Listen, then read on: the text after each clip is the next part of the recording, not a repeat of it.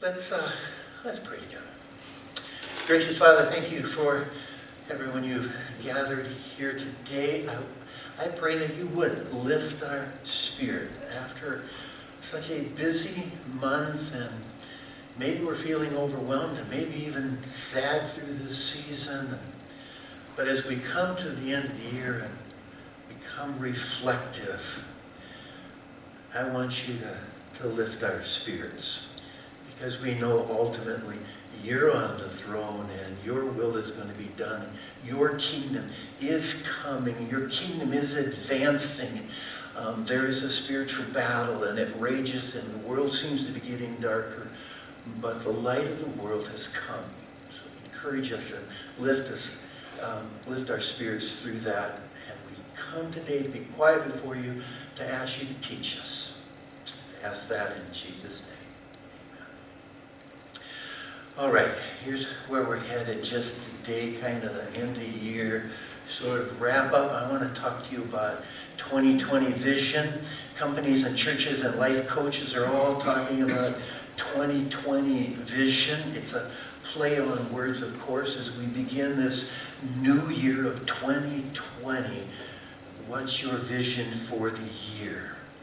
Because if you do not have a vision for the coming year, and if you don't give that sort of careful reflection and even write it down, the chances that 2020 are going to be any different than 2019 are highly unlikely.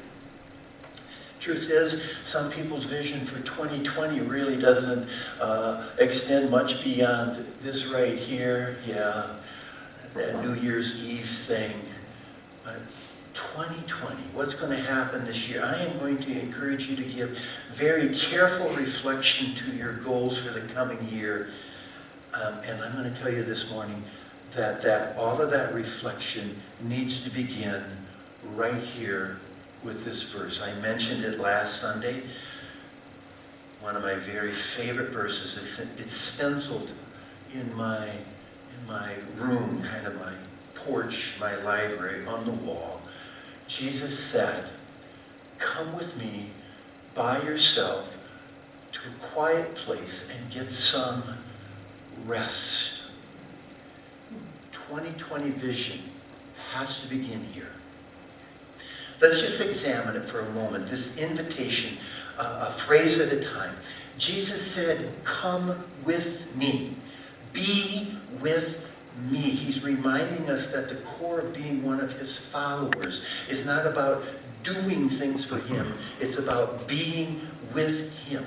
Come with me emphasizes the relational component, that foundational piece of our faith. Just last Sunday I told you that with Jesus, that word "with" is sort of a signature word with Jesus. His desire is to be with us. God's desire, Emmanuel, God with us.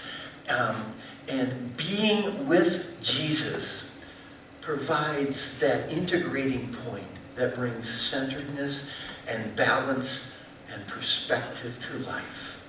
Come be with me. Come with me by yourself. And the original language here carries the sense of not just come by yourself, but come for yourself. And do you get the distinction here? Come by yourself, and we can talk about the spiritual discipline of solitude there. And it is so important in the hurry and the busyness and the noise of life that we create periods of solitude and stillness in our lives. Come by yourself. But it's also come with me for yourself. And now the emphasis is on self-care. We have a compassionate, caring God who is concerned about us doing good self-care. Come for yourself. 75 to 90% of all doctor visits are stress-related. Isn't that amazing? We don't get that.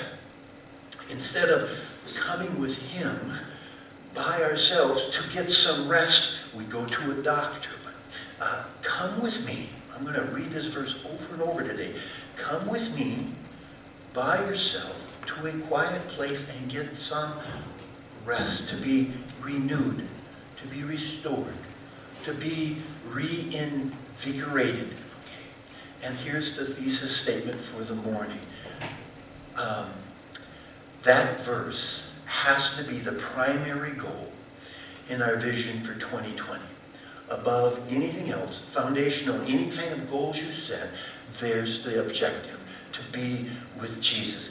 Being with Jesus is the foundational center from which power and passion and priorities for life flow. Hey, I made that up. That was pretty good. Okay, and now we're going to look at that one sort of P word at a time. Being with Jesus is the foundational center from which power and passion and priorities for life flow. We begin with power. We're going to look very quickly at a number of very familiar passages that provide support for that statement. Here's power. Jesus said in John chapter 15, no branch can bear fruit by itself. It must remain in the vine. Neither can you bear fruit unless you remain in me. I'm the vine, you are the branches. If you remain in me and I in you, you will bear much fruit. Apart from me, you can do nothing. So, New Year's resolutions, goals often come down to, they sound something like this: I'm going to try harder. I'm going to be more disciplined. I'm going to blah, blah, blah. But anything of eternal significance is not manufactured by us. It's produced through us. The power of God working through us. And so Jesus uses this analogy from everyday life to emphasize that truth, the truth of living the Christian life. He says, I'm the true vine. You're the branch. Now, throughout the Old Testament, the imagery of the vine is used of God's people. Israel was the vine. And yet, throughout the Old Testament, that imagery is used negatively because Israel, as the vineyard, it didn't produce fruit. And God was displeased. And so now Jesus turns that on its head and he says, I'm now the true vine. He's entering into that banner of failure over his people and saying, okay, I've got this, I'm the vine, you be the branch, you remain in me. You will not be able to produce fruit in any way that pleases God if you are not connected to the vine. We'll back up just a verse or two. Jesus says, I am the true vine and my Father is the gardener. He cuts off every branch in me that bears no fruit. You've heard me say this before, but that translation, cuts off, is really unfortunate. Many Bible teachers will point out that the verb also means lifts up.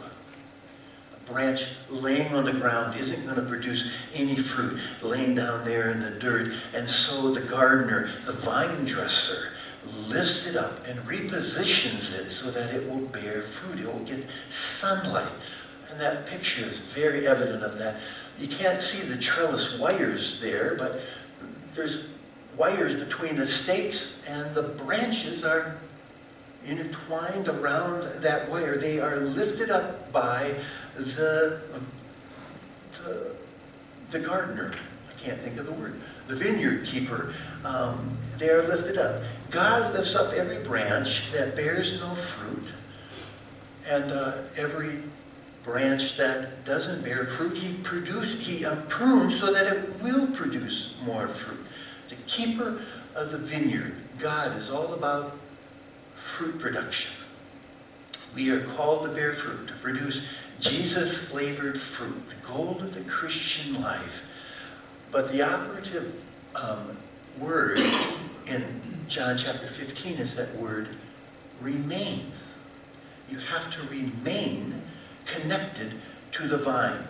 11 verses, 11 times the verb is there. You have to remain. Remaining connected is what allows you to produce fruit. And that word remain, just think about it for a minute. That's not a super spiritual word.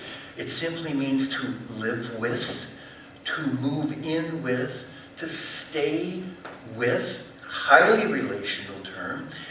Remain means our focus is upon relationship. Come with me.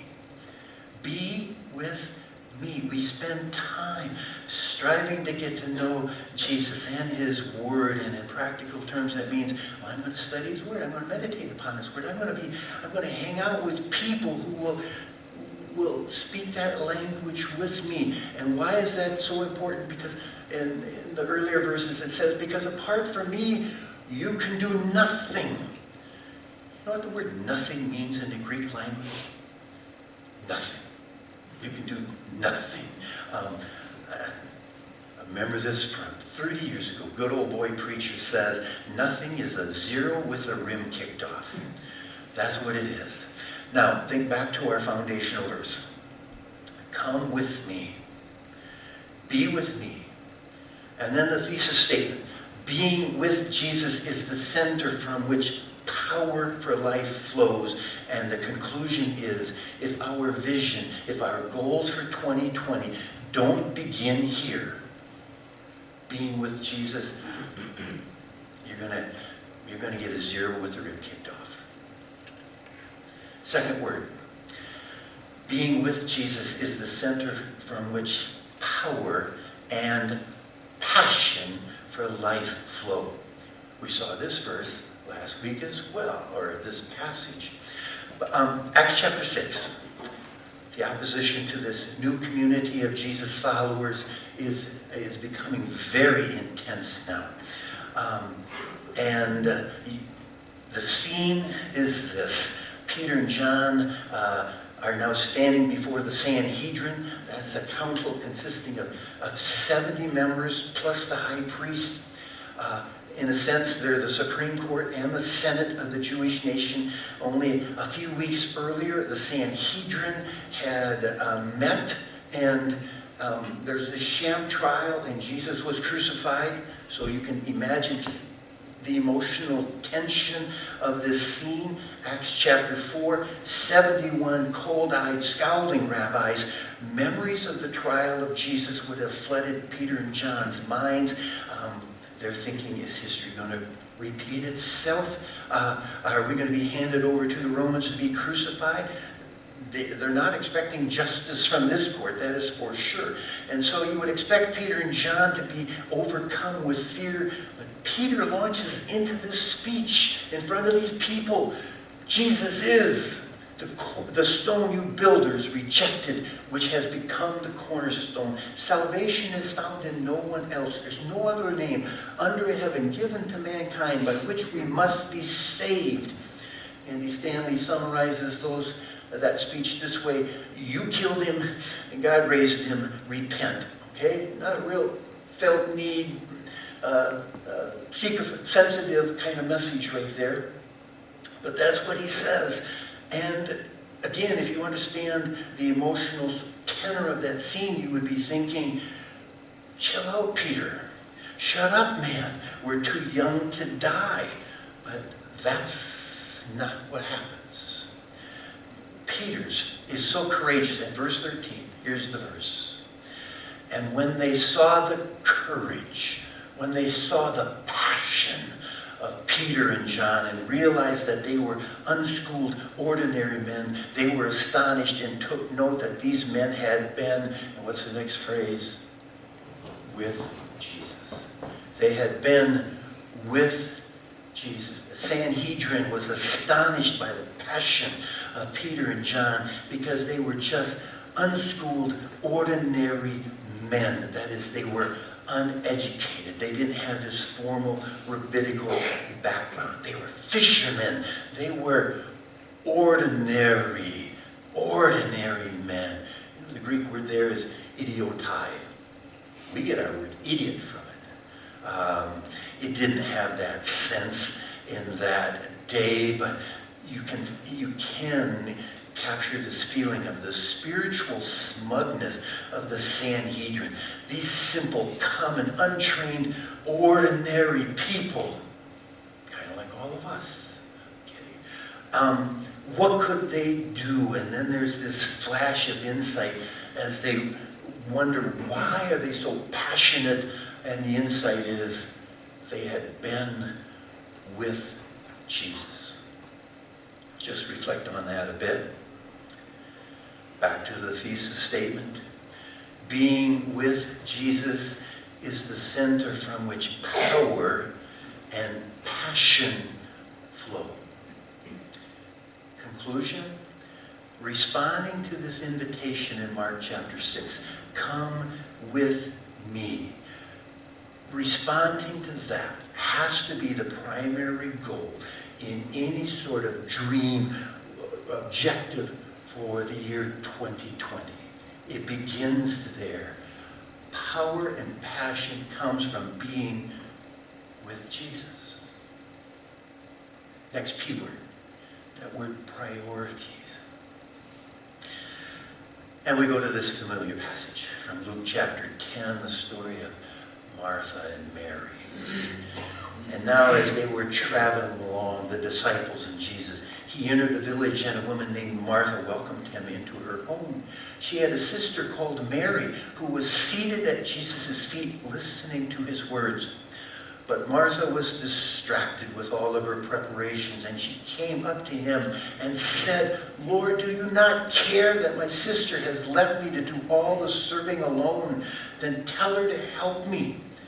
But the Lord answered and said to her, Martha, Martha, you are worried and bothered about so many things, but only one thing is necessary. Mary has chosen the good part, which shall not be taken away from her. Now, in teaching on this story, and I know you've heard me say this before, but in the teaching on this story, there is this tendency to present Martha as representing the active life of service, and Mary is representative of the contemplative life. Martha is working, Mary is worshiping, and in that presentation, Martha is sort of unjustly put down, and Mary is exalted as this example of devotion. And oh, we should be like Mary. Preaches well, is received well from the perspective that we sort of resonate with that because we're so busy and we're burned out. But that interpretation is just way too simplistic for understanding this passage. Let me tell you quickly about Martha and then Mary. Martha is a person of deep faith. She verbalized one of the greatest confessions that is found in the Bible. The occasion, the death of her brother Lazarus, Jesus has raised him from the dead, or is about to.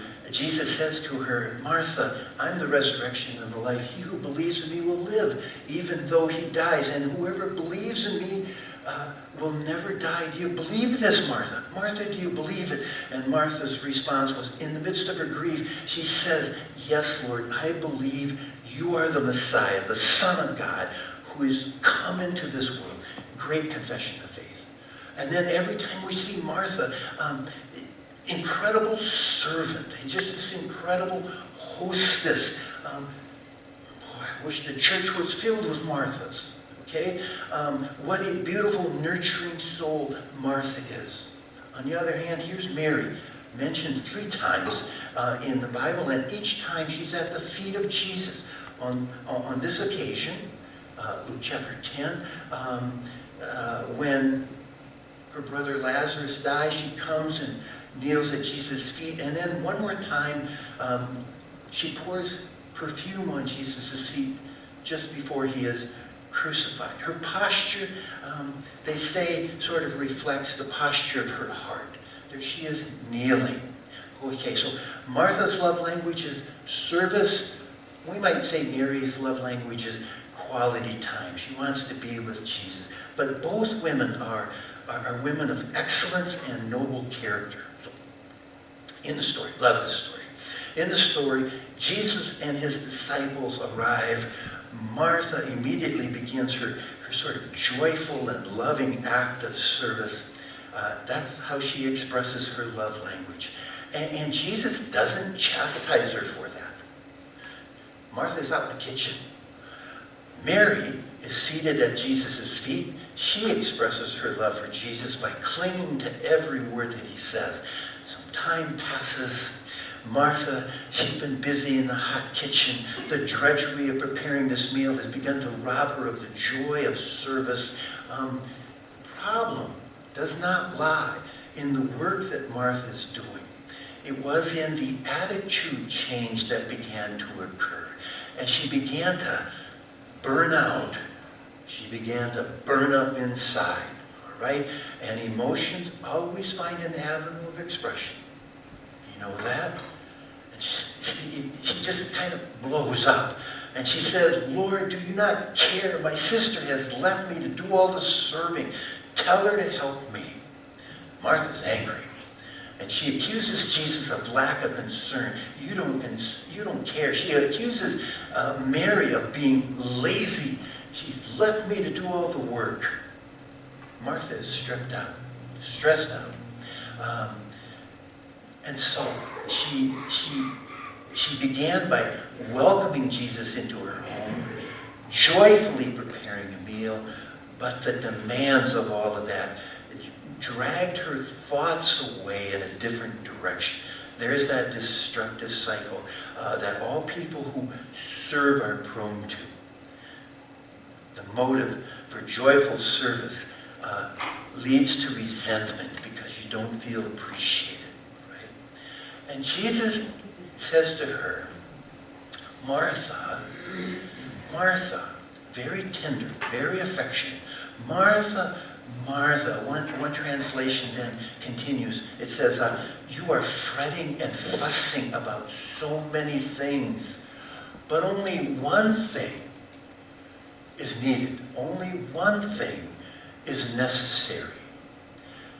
And our understanding of this passage all depends upon how we understand that phrase.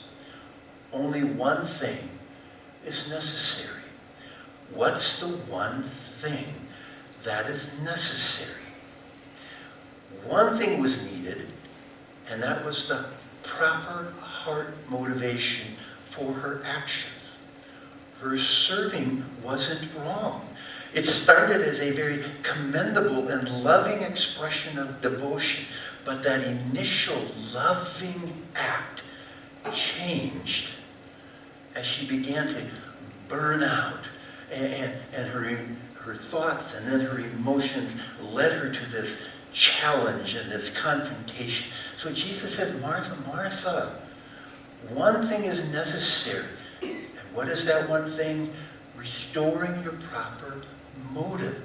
The purity of your priorities has changed, Martha. Now, to make sure you understand that, just imagine, let's do a little changing of the scene.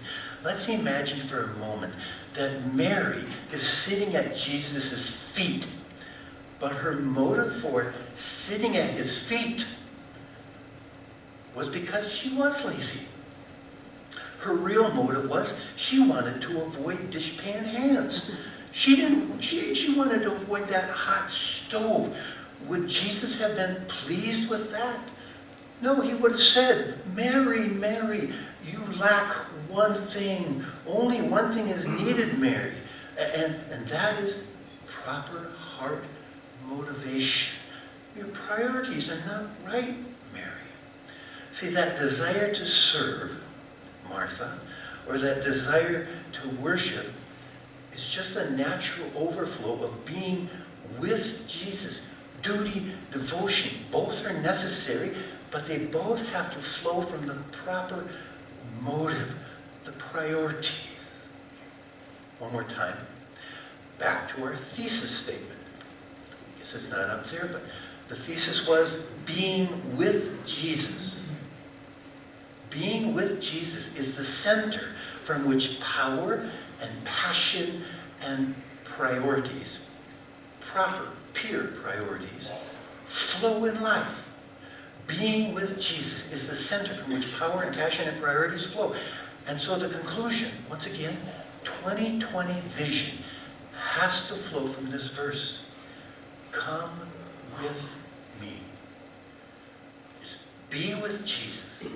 Come with me, by yourself, for yourself, to a quiet place and get some rest. Get renewed, get restored, get reinvigorated. Okay? That's your homework. I am a very, very strong believer in having that year-end reflection time when you think back upon your year and then you think forward to your next year. I've done that for years and not always successfully because I think I missed this. Quite frankly, I think I missed this. If I were to say, I do this personally, and then I do it for Hope Community. What are my goals, my aspirations for Hope Community for 2020? I'm telling you right now, my number one goal would be that I would have a church family that this is their priority. A church that is saying, here's my number one priority for 2020, I'm going to be with Jesus. I can't imagine how exciting that would be if we really started to live that out. Because I don't want you to sort of embrace some bunny trail dream that I might have. I want your vision and your goals and your priorities to come from you being with Jesus. And when that happens, I can't even imagine what would happen in the church body. Pumped up? Come sing with us, will you? Valerie, Robert, come on up here, Jennifer. Oh, how many of you are really resonating with that word, rest? we have been going through it lately. A lot of people. The invitation is to come and get some rest. You've heard me say this before too. Sometimes the most spiritual thing we can do is take a nap. And then after that nap, start focusing on what does it mean, what does it look like for me to be with Jesus? Let's stand, please, and we'll sing. And then I'll pray for you.